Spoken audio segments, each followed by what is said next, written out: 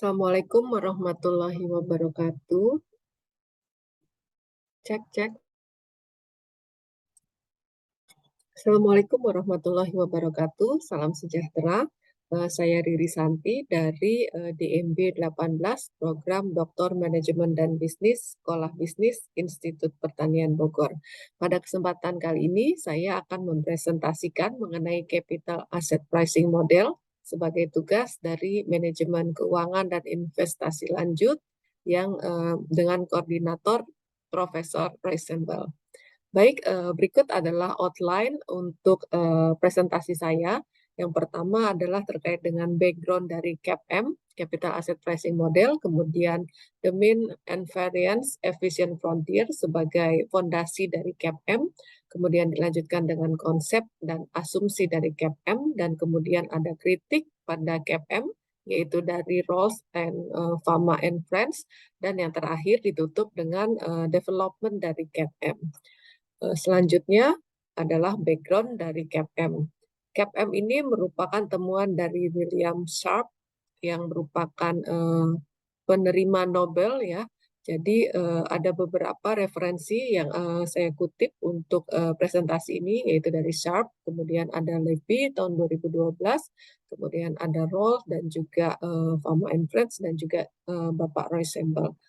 Oke, next. Kemudian lanjut ke berikutnya adalah terkait dengan konsep awal. Jadi background dari capital asset pricing model ini adalah dibutuhkannya model yang dapat menggambarkan hubungan risiko dengan return yang diharapkan. Nah, CAPM ini adalah model yang digunakan untuk menentukan harga suatu aset pada kondisi equilibrium. Nah, jadi dengan menggunakan CAPM, dapat diproyeksikan tingkat keuntungan pada suatu aktivitas investasi, di mana pada kondisi equilibrium, keuntungan yang didapatkan investor akan dipengaruhi oleh risiko. CAPM merupakan suatu model pendekatan aset pricing yang dapat memprediksi nilai keuntungan dari suatu aset yang berharga dan yang berisiko. Dengan menggunakan CAPM ini, investor dapat memperkirakan return dan aset yang dimiliki serta memutuskan aset mana yang akan diinvestasikan. Nah, kemudian bila dilihat dari formulanya, CAPM ini merupakan hasil dari risk free, kemudian ditambah dengan beta, dikalikan dengan expected return market dikurang dengan risk free. Nah, dari sini diperoleh expected rate of return. Nah, CAPM ini merupakan hubungan linier. Kalau dilihat dari sini, ini adalah hubungan linier antara pengembalian rata-rata pada security individual atau portofolio dan juga security risk. Nah, dengan pengukuran risiko menggunakan beta. Beta ini merupakan slope garis regresi dengan variabel dependent adalah tingkat pengembalian sekuritas dan variabel penjelas adalah tingkat pengembalian portofolio pasar. Model CAPM ini menggambarkan hubungan risiko dan return yang diharapkan, di mana return yang diharapkan itu adalah tingkat bebas risiko atau risk free, ditambah dengan risk premium berdasarkan risiko sistematis. Nah, dalam konsep CAPM ini terdapat beberapa hal yang harus diketahui, yaitu antara lain terkait dengan potensial return, kemudian actual return, kemudian ada required return juga, dan juga ada ex ante untuk risiko atau beta, yaitu berupa probability weighted, dan juga ex post berupa simple historical average. Nah, kemudian kita juga pasti harus tahu return dan risk-nya, di mana risk itu terdiri dari total risk, kemudian ada systematic risk, dan juga unsystematic risk. Nah, kemudian perlu juga diketahui bagaimana correlation dan diversification dan juga efisien frontier dari portofolio dan portofolio teori. Nah, bagaimana kemudian komponen-komponen itu berinteraksi? Nah, mungkin kita harus tahu dulu fondasi dari CAPM itu sendiri. Berikutnya kita harus mengetahui dulu mean and variance efficient frontier yang merupakan fondasi dari CAPM.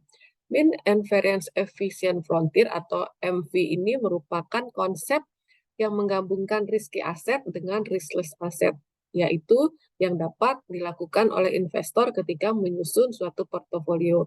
Gabungan ini dengan mempertimbangkan proporsi portofolio investment seberapa besar pada aset yang berisiko dan juga yang risk free atau riskless untuk mencapai portofolio return yang diharapkan. Nah, ini ada persamaannya. Kemudian dari persamaan ini kita mengetahui bagaimana hubungan antara risk and expected return membentuk suatu garis yang kemudian disebut dengan transformation line. Nah, jadi dari persamaan RP kemudian adalah tambah dari komposisi atau proporsi dari risiko aset yang berisiko ditambah dengan residunya, yaitu 1 minus W untuk portofolio yang riskless. Kemudian ditambah berikut-berikut di bawahnya ini adalah mean-nya, kemudian juga ada variance-nya. Nah, terkait dengan hubungan antara return dan juga risk ini, yang kemudian tadi disebut membentuk transformation line, disebut dengan transformation line yang memiliki sejumlah set portofolio. Jadi di garis itu terdapat set of portfolio yang available yang terdiri dari risky asset dan juga riskless asset. Nah, di antara garis-garis itulah investor dapat memilih portofolio mana yang sesuai dengan preferensi dari investor.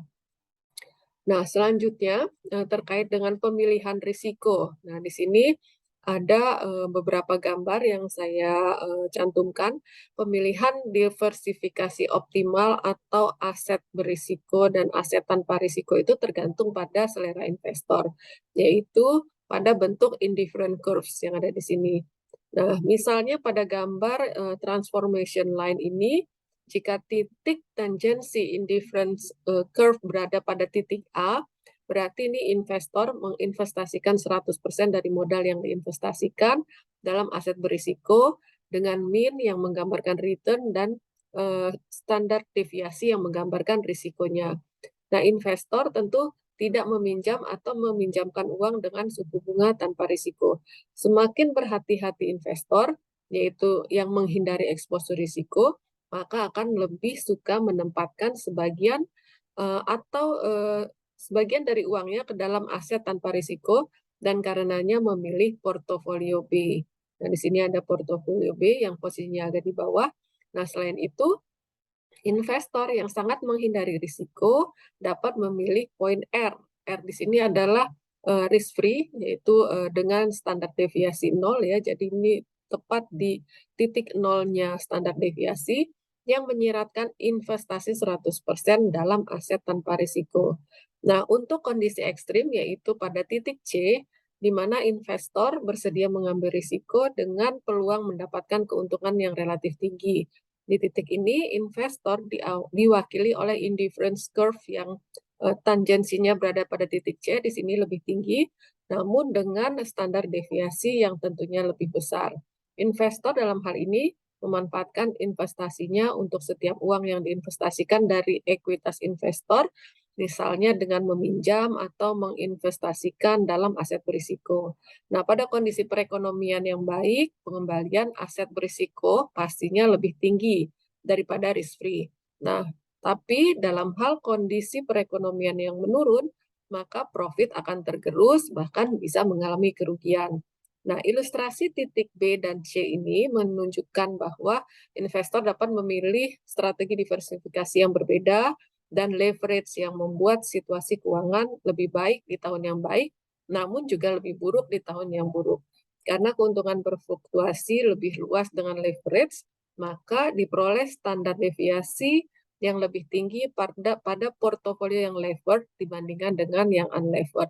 Nah, singkatnya, dalam kondisi satu aset berisiko dan satu tanpa risiko, maka kita dapat menentukan bahwa indeks risiko dari aset yang berisiko adalah varians dari tingkat pengembalian aset yang berisiko. Nah, sedangkan indeks risiko portofolio adalah varians dari tingkat pengembalian portofolio. Nah, alokasi aset antara aset berisiko dan aset tidak berisiko ditentukan oleh selera investor. Nah, selera investor inilah yang ada di kurva indifference ini. Oleh karena itu, umumnya strategi diversifikasi bervariasi di seluruh investor. Nah, ini berdasarkan preferensi dan atas hasil pengukuran risiko oleh mereka, baik menggunakan varians ataupun standar deviasi. Nah, berkaitan dengan transformation line yang tadi saya sebutkan, ini dapat dijelaskan bahwa ada transformation line yang menghubungkan portofolio M di sini dengan risk-free asset yang disebut dengan capital market line. Sementara untuk hubungan linier antara pengembalian rata-rata pada security individual atau portofolio dan security risk disebut sebagai security market line atau SML. Nah, berikutnya adalah penggunaan mean variance itu dapat dilihat pada konsep MVP atau minimum variance portfolio, di mana konsep ini menyatakan bahwa untuk hal-hal yang dimaksudkan meminimalisir variance itu dapat dilakukan dengan dua cara. Yang pertama, meminimalisasi variance portofolio, yaitu dengan memenuhi kondisi di mana sebelumnya kita telah menentukan berapa return yang ditetapkan, baru kemudian menentukan portofolionya. Misalnya pada ilustrasi ini ada tingkat rata-rata return 10% dengan varian yang lebih rendah dari portofolio K. Nah, maka pada portofolio ini nilai 10% inilah yang dianggap sebagai minimum variance portofolio karena tidak ada return lain yang dapat dihasilkan pada tingkat deviasi tersebut. Demikian juga halnya dengan yang 5%. Ya, yang 5% ini keaksennya itu adalah average return dengan 5%. Nah, artinya pada tingkat deviasi ini return 5% inilah titik yang merupakan minimum variance portofolio. Kemudian cara kedua adalah dengan meminimalkan portofolio, yaitu dapat juga dilakukan dengan menetapkan jumlah bobot investasi sehingga menjadi total sebesar 1, karena untuk ini tidak ada batasan pada rata-rata portofolio.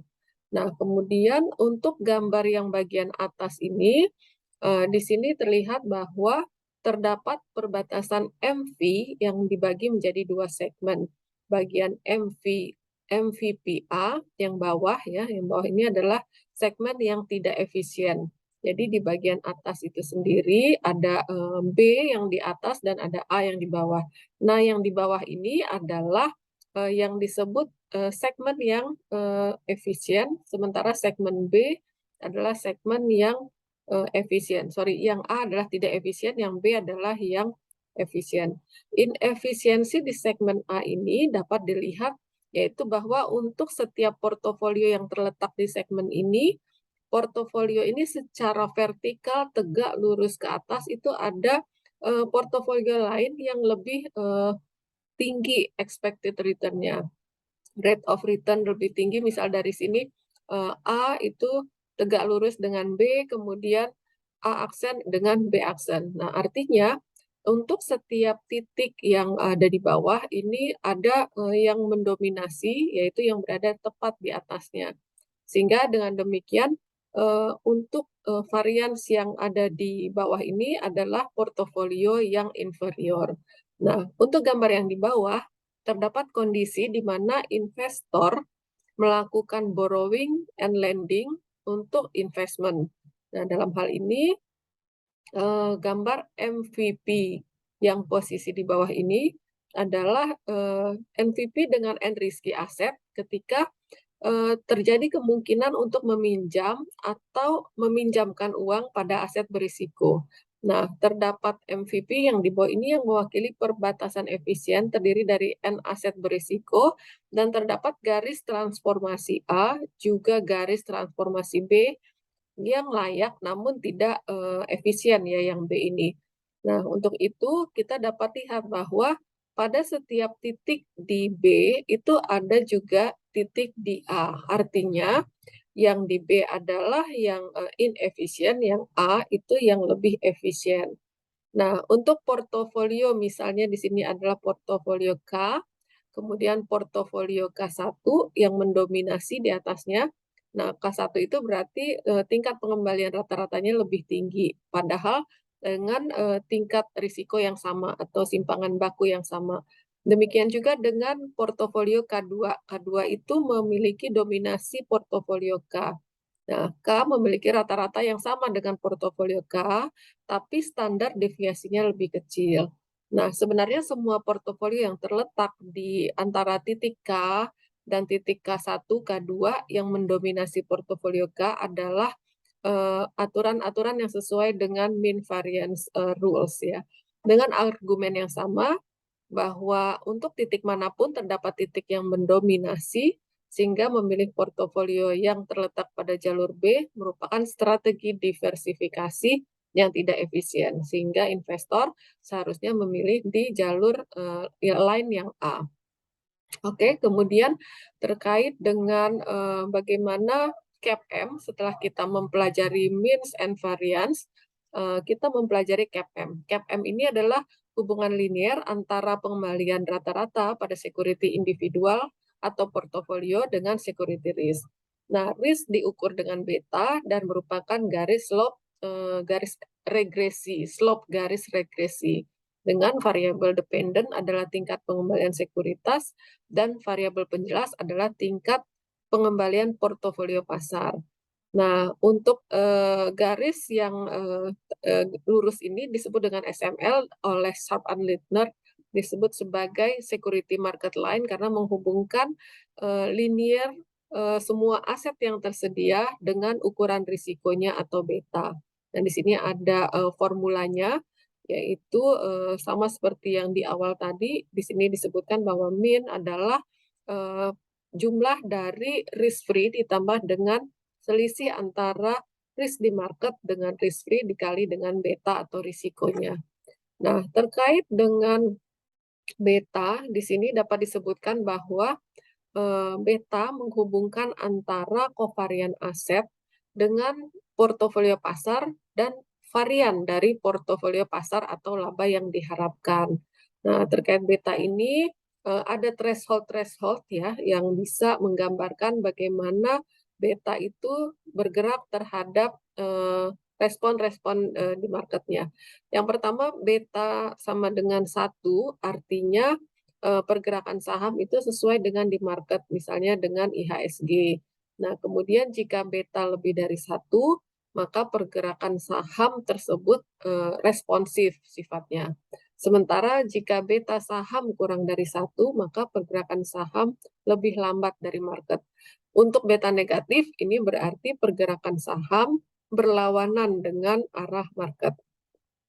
Nah, kemudian di slide berikutnya ini adalah gambar grafis bagaimana hubungan antara beta, kemudian dengan risk free dan juga dengan expected return, expected rate of return.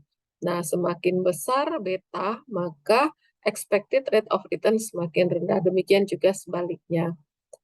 Slide berikutnya ini adalah terkait dengan risiko. Risiko ini dapat dibedakan menjadi risiko sistematik dan risiko tidak sistematik. Yang disebut dengan risiko sistematik ini adalah yang tidak bisa didiversifikasi. Artinya risiko ini lebih dipengaruhi oleh keadaan sosial, budaya, politik, perekonomian, kemudian ada juga kurs, kebijakan pemerintah, dan juga daya beli masyarakat. Sementara kalau risiko tidak sistematik ini merupakan risiko individual perusahaan, yaitu yang tidak ada kaitannya dengan perubahan pasar secara keseluruhan, jadi lebih bersifat ke fundamental perusahaan tersebut. Nah, kemudian di slide berikutnya terkait dengan konsep dari CAPM. Nah, di sini dapat disebutkan bahwa konsep CAPM itu berlaku apabila memenuhi asumsi-asumsi sebagai berikut. Jadi yang pertama sudah pasti investor akan mendiversifikasikan portofolionya. Tadi sudah disebutkan melalui gambaran dari grafik-grafik bahwa memilih portofolio yang optimal dan sesuai dengan garis portofolio efisien itu adalah pilihan dari investor.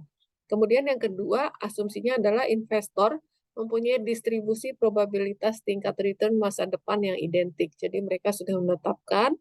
Dan kemudian yang ketiga, investor memiliki periode waktu yang sama. Artinya supaya comparable, maka periode waktu dari investor tersebut adalah sama. Semua investor dapat meminjam atau meminjamkan uang pada tingkat return bebas risiko. Ini juga tadi sudah disebutkan melalui penggambaran di grafik-grafik. Dan yang kelima, tidak ada biaya transaksi, pajak pendapatan, dan inflasi. Ini supaya clear dan sama untuk semua investor. Jadi diasumsikan tidak ada biaya transaksi, pajak pendapatan, dan inflasi. Karena ketiga faktor ini akan dapat menyebabkan perbedaan kalau tidak diasumsikan. Kemudian yang keenam, terdapat banyak sekali investor sehingga tidak ada investor tunggal yang dapat mempengaruhi harga sekuritas. Jadi dalam hal ini semua investor adalah price taker. Kemudian yang terakhir, pasar dalam keadaan equilibrium. Meskipun sebenarnya pada kondisi real, kondisi equilibrium ini sangat sulit dicapai. Nah, kemudian terkait dengan kritik untuk CAPM ini terdapat ada dua ya pendapat yang terkait dengan kritik. Yang pertama dari Richard Rawls tahun 1977 dan kemudian Fama and Friends 1992. Nah, berdasarkan Rawls, kritiknya adalah bahwa sebenarnya CAPM ini satu-satunya implikasi CAPM yang bisa diuji itu hanya bahwa portofolio pasar bersifat efisien menurut kriteria Markowitz. Nah, portofolio pasar yang benar-benar terdiversifikasi itu tidak dapat diuji karena CAPM sendiri tidak bisa diuji lewat persamaan matematis.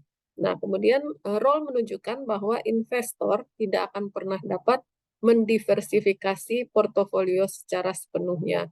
Bahkan portofolio pasar seperti misalnya indeks S&P 500 itu hanya proksi untuk portofolio yang sepenuhnya terdiversifikasi. Nah, kemudian kritik berikutnya dari Fama and Friends yang menyimpulkan bahwa beta, firm size, dan juga book to market ratio itu memiliki hubungan signifikan dengan return saham. Jadi beta itu sendiri sebenarnya tidak signifikan, namun sangat dipengaruhi oleh size dan book to market yang sifatnya dominan sebenarnya. Nah, untuk firm size, ini adalah bergantung pada nilai kapitalisasi saham. Jadi proksinya adalah nilai kapitalisasi saham. Jadi nilai kapitalisasi saham yang kecil, maka expected return itu menjadi besar. Kemudian rasio book to market untuk book equity to market, kalau book to marketnya itu tinggi, maka expected return itu menjadi lebih tinggi. Ini jadi adalah proksi atau trade-off dari rasio book to market yang tinggi, sehingga expected return juga menjadi lebih tinggi karena risikonya rendah.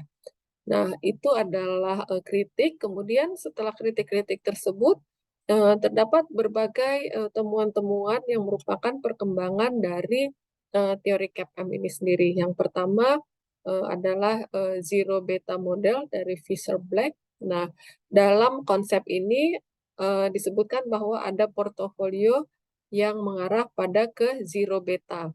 Nah, kemudian yang kedua ada segmented CAPM, yaitu segmented stocks ya untuk saham-saham yang kemudian disebutkan menjadi generalized CAPM. Jadi dibuat sebagai general CAPM. Kemudian yang ketiga terkait Mertens intertemporal CAPM. Nah, dalam konsep ini investor memaksimalkan expected utility dari lifetime consumption-nya mereka. Jadi dalam hal ini dilakukan maksimisasi nilai-nilai expected yang diharapkan oleh investor. Kemudian terkait dengan heterogeneous beliefs CAPM. Nah, ini adalah konsep yang mengemukakan bahwa investor itu mempunyai ekspektasi yang heterogen.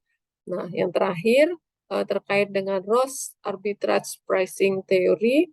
Nah, ini EPT merupakan konsep yang juga banyak digunakan dalam bidang investasi keuangan. Dalam hal ini, CAPM disebut sebagai special case dari EPT. Nah, demikian Bapak Ibu yang dapat kami sampaikan terkait dengan CAPM ini. Terima kasih.